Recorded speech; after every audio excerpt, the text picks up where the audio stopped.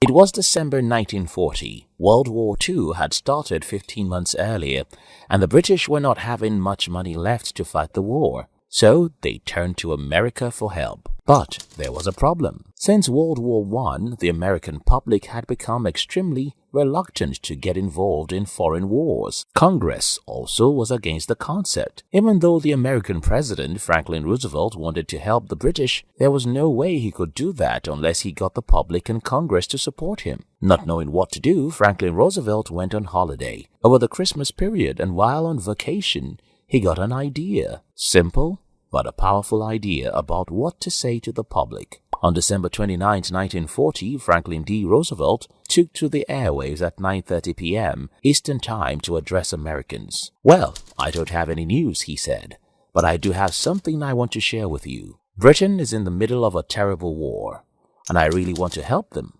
But we need to think about it differently. Having Britain pay for things up front is not the way to help a friend," he continued. "Let's think about it this way. Imagine if your neighbor's house was on fire. You have a long length of hose, but it doesn't quite reach his house.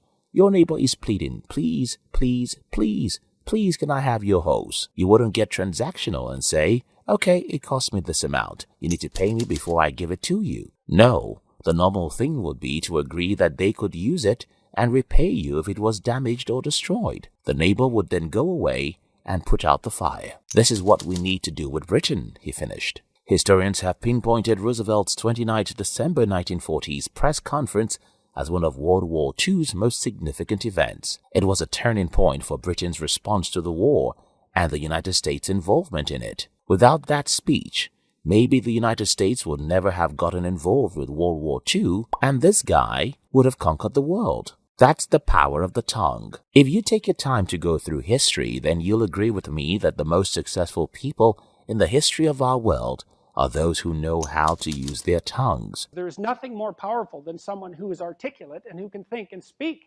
It's power, and I mean power of the best sort. It's authority and influence and respectability and competence. Whether it's Moses, who in 1440 BC was able to convince the stubborn Jews that God wanted them to leave Egypt, or that 27-year-old who can convince his boss that he needs a pay raise, how much success an individual will have in life seems to be directly related to how good we are at communicating with the world.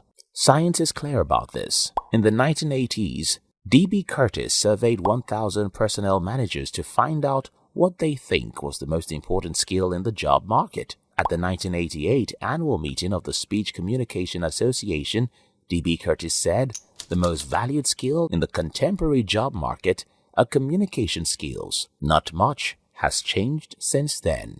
A survey of 4,100 professionals in 32 countries by global management consulting company Accenture showed that 77% of employees who have asked for or negotiated a pay raise have received one, while 68% of professionals who have asked for promotion have also received one. According to a study by YourTango.com, poor communication is the #1 reason for divorce. This study surveyed 100 mental health professionals and found that communication problems were cited as the most common factor that led to divorce, which accounted for 65%, followed by couples' inability to resolve conflict, which was 43%. So, whether it's building a business, earning more money, or having a healthy relationship, your ability to communicate is what determines what you get out of life. In fact, the mere fact that you have the courage to open your mouth gives you some advantages in life. For example, this 2020 study, published by Leadership Quarterly, found that talkativeness is a major factor that determines whether you'll be a leader of a group or not. The World Economic Forum in this publication cites a study that found that the more you talk, the more you're likely to be considered a leader by the people around you. This research studied 33 groups of 4 to 10 university students who were working together on different projects. After the projects, the participants were asked to nominate their leaders.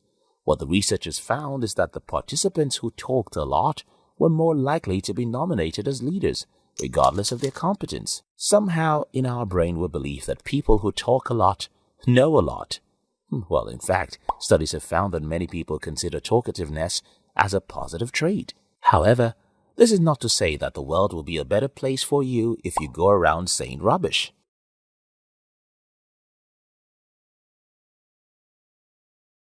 In fact, you can ruin your life if you don't know what to say. Take Gerard Ratner, for example. Because he didn't do very well at school in 1966 at the age of 17, his father asked him to join the family jewelry business, Ratner's Group. While working with his father, Gerard proved to have great insights on how to improve the business. For example, at one point he noticed that their stores were quite stuffy and old-fashioned. Customers had to ring a bell to enter the store and were watched closely until they left. It wasn't a comfortable customer experience, so Gerald suggested to his father that they should take steps to appeal to a larger market. Through different initiatives like this, Gerald rose to become the CEO of the company and made the company so successful that it had a net worth of £1 billion. But everything started crashing down with a single speech. It was on the 23rd of April 1991, Gerald was invited to address a conference of the Institute of Directors at the Royal Albert Hall in London. Whether he was drunk or losing his mind, nobody knew. But he started making jokes about his very company.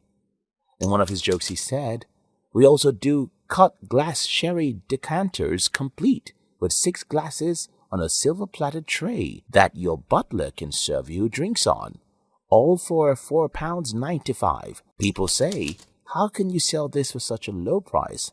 I say, because it's total crap." He called the products of the very company he's leading a total crap in the public. After the speech, the value of the Ratner Group plummeted by around £500 million, which almost killed the company. By November of 1992, Gerard Ratner was shamefully fired from his family business. In 495 BC, according to Diogenes, the Greek philosopher Pythagoras died because while his enemies were pursuing him, he came to a bean field and refused to run through it because he had said earlier that beans were ritually unclean. Earlier on this channel, I have told the story of Kondraty Ryleyev, who on July 25, 1826, escaped death from the hands of the Emperor of Russia, Nicholas I.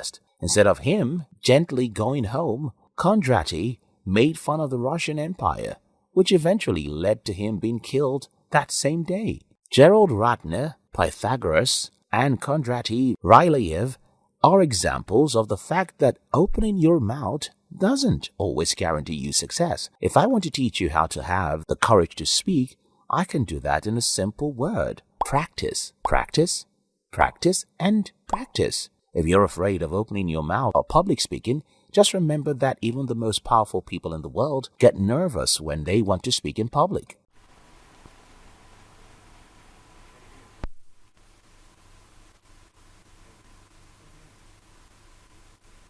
Never before, since Jamestown and Plymouth Rock. That was American President Franklin Roosevelt in 1940. If you realize that most of us have fear of opening our mouths, that should give you the courage to start practicing. I teach you how to go about that in our video on the importance of silence. Check it in the description box. In this video, I want to focus on knowing what to say, and I'll be giving you 3 simple tips to know the right thing to say at any given moment. First, speak to people's interest and not to your selfish interest. I don't mean that you shouldn't be selfish, because only the dead are not selfish.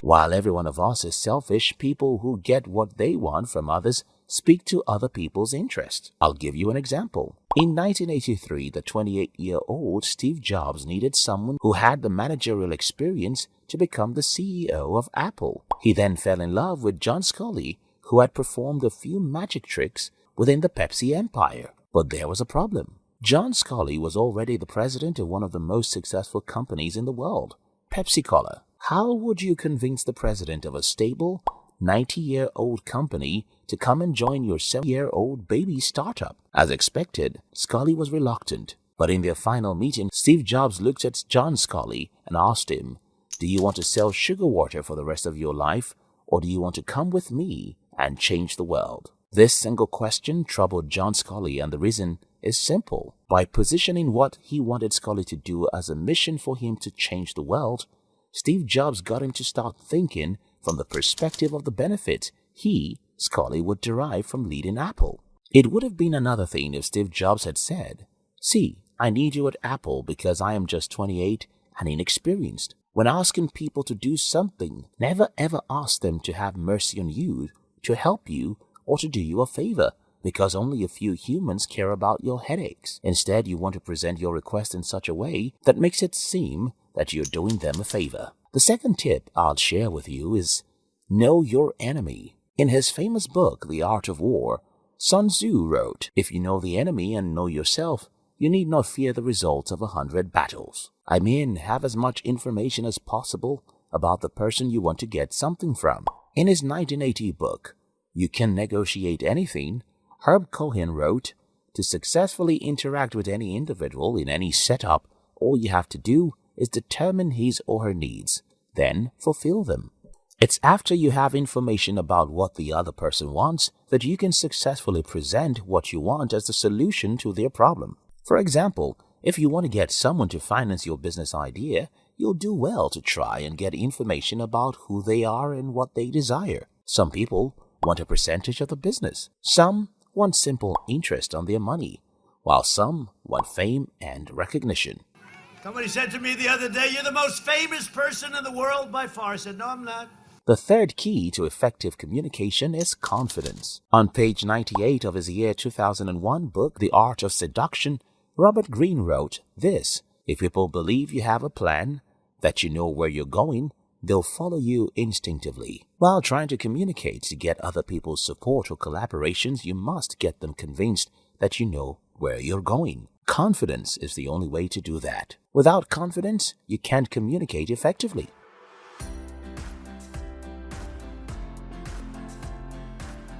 I started this video with a story of how Franklin Roosevelt got the American public to help the British in a 1940 speech. I then cautioned you that opening your mouth carelessly isn't considered effective communication. I cited examples of people like Gerald Ratner, who destroyed his family company with a single speech. I also made references to the Greek philosopher Pythagoras and Russian activist Kondratij Rylev as examples of the fact that opening your mouth doesn't guarantee you success, except you learned what to say and how to talk. I then proceeded to give you 3 simple tips. Number 1, appeal to people's interest. Here I used Steve Jobs' 1983 negotiation with John Scully as an example. Number 2, get as much information as you can about the person you want to negotiate with. Here I talked about a book titled You Can Negotiate Anything. And number 3, be confident. Here I quoted from The Art of Seduction. Now, I'm tired and I need to go and see what my wife is up to in the kitchen. If I find some good meal, maybe I'll be back with another video in a few days. Till then, thanks for watching. I'm Steve Courage.